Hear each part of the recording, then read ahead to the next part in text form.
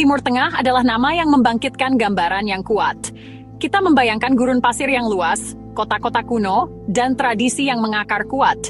Wilayah ini, sebuah jembatan yang menghubungkan Asia, Afrika, dan Eropa, adalah tempat lahirnya peradaban dan tempat berkembangnya 3 agama besar dunia, Yudaisme, Kristen, dan Islam.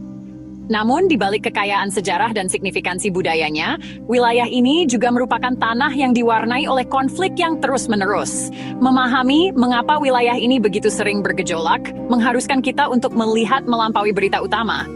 Ini bukan hanya satu masalah, tetapi jaring kompleks sejarah, keyakinan, sumber daya, dan politik yang telah terjalin selama berabad-abad, menciptakan permadani ketegangan yang mudah robek. Akar konflik di sini sangat dalam, membentang jauh sebelum negara-negara modern yang kita lihat di peta saat ini. Tanah ini telah ditaklukkan dan ditaklukkan kembali oleh berbagai kekaisaran, dari Persia dan Romawi hingga Ottoman, dan kemudian kekuatan kolonial Eropa. Setelah Perang Dunia Pertama, Inggris dan Prancis yang menang membuat batas-batas baru di peta, seringkali tanpa mempertimbangkan garis etnis, agama, dan suku yang telah ada selama beberapa generasi. Garis-garis buatan ini memecah belah komunitas, menyatukan musuh bebuyutan historis ke dalam satu negara, dan meletakkan dasar bagi perjuangan di masa depan atas identitas dan wilayah. Apa yang kita lihat hari ini, dalam banyak hal, adalah warisan abadi dari luka-luka sejarah ini. Pertimbangkan pembentukan negara-negara modern. Perjanjian Sykes-Picot, fakta rahasia antara Inggris dan Prancis, adalah contoh utama bagaimana kekuatan eksternal membentuk nasib wilayah ini. Perjanjian ini secara efektif memutuskan nasib jutaan orang tanpa persetujuan mereka, menciptakan negara-negara seperti Irak dan Suriah dengan menggabungkan kelompok-kelompok yang berbeda di bawah satu bendera. Koeksistensi paksa ini telah menjadi sumber perselisihan internal sejak saat itu karena komunitas yang berbeda bersaing untuk mendapatkan kekuasaan dan pengaruh. Keluhan historis bukan hanya konsep abstrak, itu adalah ingatan hidup yang memicu nasionalisme, sektarianisme, dan ketidakpercayaan yang mendalam terhadap intervensi asing di masa kini, membuat stabilitas menjadi tujuan yang rapuh dan seringkali sulit dicapai. Kisah Timur Tengah, oleh karena itu, adalah kisah berlapis-lapis.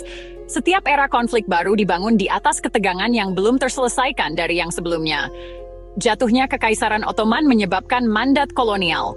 Berakhirnya kolonialisme memunculkan negara-negara merdeka tetapi seringkali tidak stabil. Perang Dingin mengubah wilayah ini menjadi medan pertempuran proksi bagi kekuatan super. Setiap bab menambahkan lapisan kompleksitas lain, membuat solusi sederhana menjadi tidak mungkin. Untuk benar-benar memahami situasinya, kita harus mengakui sejarah yang panjang dan rumit ini, bukan sebagai masa lalu yang jauh, tetapi sebagai kekuatan yang secara aktif membentuk masa kini dan membayangi masa depan rakyatnya. Agama adalah inti dari identitas Timur Tengah, sumber makna yang mendalam, komunitas, dan panduan moral bagi jutaan orang. Ini adalah fondasi kehidupan dan budaya sehari-hari. Namun, keyakinan mendalam yang sama ini juga telah dimanipulasi dan dipolitisasi untuk menjadi pemecah belah yang kuat. Garis patahan agama yang paling signifikan adalah perpecahan antara Islam Sunni dan Syiah, sebuah perpecahan yang berasal dari sengketa suksesi setelah wafatnya Nabi Muhammad. Meskipun kedua cabang Islam ini hidup berdampingan selama berabad-abad, di zaman modern, para pemimpin politik sering mengeksploitasi perbedaan-perbedaan ini untuk menggalang dukungan, menjelek-jelekkan lawan, dan membenarkan ambisi mereka, mengubah perbedaan teologis menjadi medan pertempuran geopolitik. Ketegangan agama ini tidak terbatas pada Islam. Timur Tengah juga merupakan tanah suci bagi orang Yahudi dan Kristen, dan kota Yerusalem memiliki makna yang sangat besar bagi ketiga agama tersebut. Konflik Israel-Palestina mungkin merupakan contoh paling menonjol tentang bagaimana perselisihan atas tanah dan kedaulatan terkait erat dengan identitas agama. Situs-situs suci menjadi simbol nasional dan perjuangan politik dibingkai sebagai pertempuran agama yang eksistensial.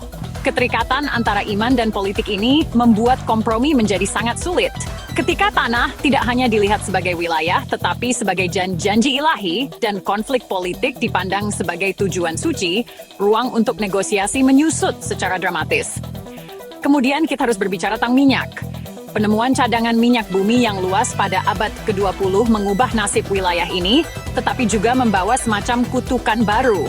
Kekayaan alam yang luar biasa ini, sering disebut sebagai emas hitam, menjadi magnet bagi kepentingan dan intervensi global. Ekonomi industri dunia menjadi bergantung pada minyak Timur Tengah, memberikan negara-negara penghasil minyak kepentingan strategis yang sangat besar. Kekayaan ini bisa menjadi alat untuk pembangunan dan kemakmuran bagi semua, tetapi seringkali memusatkan kekuasaan di tangan rezim otoriter, memicu korupsi, dan mendanai perang yang menghancurkan, baik internal maupun eksternal. Paradoks kekayaan minyak adalah bahwa seringkali menghambat daripada membantu pengembangan ekonomi yang beragam dan stabil. Fenomena ini dikenal sebagai kutukan sumber daya. Pemerintah yang kaya akan pendapatan minyak memiliki sedikit kebutuhan untuk memungut pajak dari warganya, dan oleh karena itu, sedikit kebutuhan untuk bertanggung jawab kepada mereka.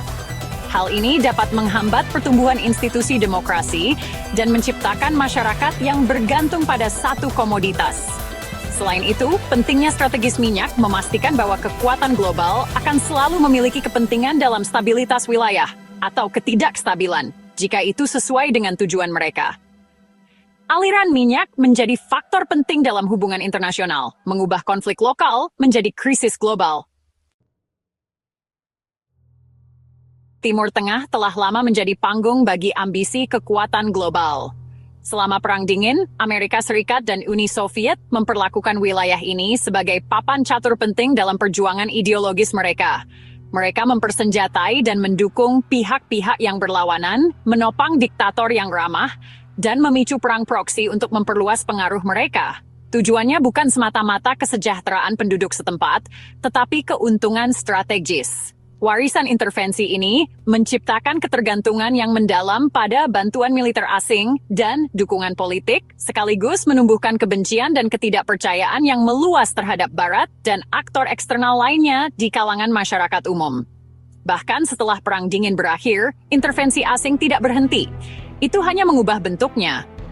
Pengejaran kepentingan strategis, baik mengamankan pasokan minyak, memerangi terorisme, atau menahan kekuatan saingan, terus mendorong kebijakan luar negeri.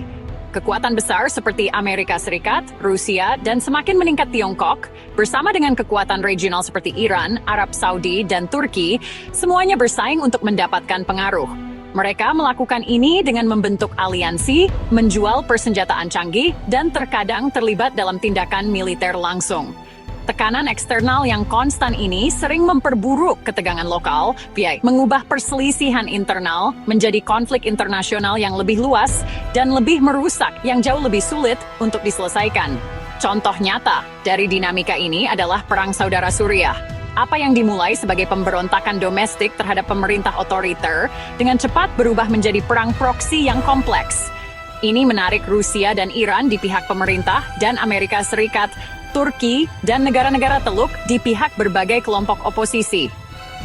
Setiap kekuatan eksternal memiliki agendanya sendiri, dan keterlibatan mereka menuangkan bahan bakar ke dalam api memperpanjang penderitaan rakyat Suriah dan menghancurkan negara itu. Aktor-aktor lokal dalam banyak hal menjadi pion dalam permainan geopolitik yang jauh lebih besar, aspirasi dan kebutuhan mereka sendiri dibayangi oleh perhitungan strategis ibu kota yang jauh. Pola intervensi ini menciptakan lingkaran setan, dukungan eksternal untuk satu pihak, mendorong kekuatan saingan untuk mendukung pihak lain, menyebabkan perlombaan senjata yang membuat kekerasan lebih mungkin dan lebih mematikan. Ini merusak upaya lokal dalam diplomasi dan rekonsiliasi karena faksi-faksi yang bertikai sering merasa bahwa mereka dapat mencapai kemenangan militer dengan bantuan pelindung mereka yang kuat. Dinamika ini mengikis kedaulatan nasional dan membuat orang-orang di wilayah itu merasa tidak berdaya atas nasib mereka sendiri. Nasib politik suatu negara dapat diputuskan bukan di ibu kotanya sendiri, tetapi di Washington, Moskow, atau Teheran, melanggengkan siklus ketidakstabilan dan konflik. Ketika kita membahas geopolitik, minyak, dan sejarah, mudah untuk melupakan elemen terpenting, biaya manusia. Siklus konflik yang tak berkesudahan telah menyebabkan penderitaan yang tak terbayangkan bagi rakyat Timur Tengah. Generasi telah tumbuh besar tanpa mengenal apapun selain perang, pengungsian, dan kehilangan. Seluruh kota yang penuh dengan sejarah dan kehidupan telah menjadi puing-puing. Keluarga-keluarga telah tercerai-berai, dengan jutaan orang terpaksa meninggalkan rumah mereka untuk menjadi pengungsi di negara-negara tetangga atau tanah yang jauh.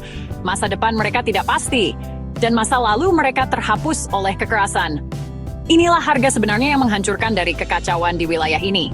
Dampak melampaui kehancuran fisik langsung. Ekonomi negara-negara yang dilanda konflik hancur. Infrastruktur seperti rumah sakit, sekolah, dan sistem air hancur menyebabkan krisis kesehatan masyarakat dan generasi anak-anak yang hilang karena tidak mendapatkan pendidikan. Trauma psikologis, perang meninggalkan bekas luka yang dalam pada individu dan seluruh komunitas, menumbuhkan ketakutan, kebencian, dan keinginan untuk membalas dendam yang dapat memicu konflik selama bertahun-tahun yang akan datang. Keadaan krisis yang konstan ini mencegah kemajuan yang berarti menuju pembangunan masyarakat yang stabil, makmur, dan damai. Menjebak orang-orang dalam lingkaran kemiskinan dan kekerasan yang tampaknya tidak dapat dihindari. Ketidakstabilan Timur Tengah tidak tetap terbatas di dalam batas-batasnya. Ini mengirimkan gelombang kejut ke seluruh dunia. Krisis pengungsi telah memberikan tekanan besar pada negara-negara tetangga dan Eropa, memicu perdebatan politik dan tantangan kemanusiaan. Gangguan pasokan minyak dapat menyebabkan guncangan ekonomi global. Selain itu, kekacauan negara-negara yang gagal memberikan lahan subur bagi kelompok-kelompok ekstremis seperti ISIS untuk muncul, merekrut, dan mengekspor teror jauh melampaui wilayah tersebut. Di dunia kita yang saling terhubung, api di Timur Tengah dapat dengan mudah menyebar, mengancam keamanan dan stabilitas global. Kita bukan hanya pengamat yang jauh, kita semua terkena dampaknya. Oleh karena itu, pengejaran perdamaian bukanlah mimpi yang naif. Itu adalah kebutuhan mendesak bagi rakyat di wilayah tersebut dan bagi dunia. Jalan menuju perdamaian sangat sulit dan membutuhkan lebih dari sekadar gencatan senjata. Ini menuntut penanganan akar penyebab, menyelesaikan keluhan historis melalui keadilan dan rekonsiliasi, mempromosikan tata kelola inklusif yang menghormati hak-hak semua kelompok etnis dan agama, dan mendorong pembangunan ekonomi yang tidak hanya bergantung pada minyak. Ini juga membutuhkan perubahan mendasar dalam pendekatan kekuatan global, dari intervensi dan persaingan menjadi komitmen tulus untuk mendukung proses perdamaian lokal yang berkelanjutan. Suara-suara yang menyerukan perdamaian dari dalam wilayah harus didengar dan diperkuat. Ini adalah masa depan mereka, rumah mereka, dan hidup mereka yang dipertaruhkan.